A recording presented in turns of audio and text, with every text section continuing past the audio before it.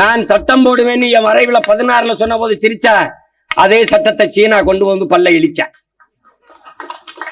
நான் மரத்தை கட்டி பிடிக்கும் போது சிரிச்சா, எல்லா வெளிநாட்டுக்காரனும் கட்டி பிடிச்ச போது ஏன் ரசிச்சேன். டேய் டேய் அதாவது சொல்லிட போறேன். உனக்கு எது சொன்னாலும் வெள்ளைக்காரன் சொல்லணும், வேற ஒருத்தன் சொல்லணும். அதுக்காக நான் தீக்குளிச்சாடா வெந்து வர முடியும்? இந்த நோய் இருக்குன்னு எங்க அப்பா வந்து நம்மாழ்வார், மகனே இது ரொம்ப பெரிய நோயா இருக்கு. அந்த ஆரவையில வந்து பெர்னாட்டி கிளார்க் சொன்னார், அவர் சொன்னார், மாசானுகோ புக்காக்கோ சொன்னார், மக்காக்கோ சொன்னார். அப்படி இருக்குமோ அப்படின்னு இல்ல. இப்போ அரியனஸ்ங்கிற ஒரு வேதியியல் அறிஞர் இதை சொன்னார். அரியனஸ் ஒரு வேதியியல் அறிஞர், நோபல் பரிசு பெற்றிருக்காப்ல. அப்ப தெரியாதா இருக்கும். அவன் சீமான், நம்ம சீமான் தானே. நான் இதை மதுரையில் இருக்க ஆயர்கிட்ட போய் சொன்னேன், நான் இவ்வளவு பேசுறேன் சொன்ன மக்கள் என்னை கவனிக்க மாட்டாங்களேன்னு. அப்படிதான் இருக்கும்.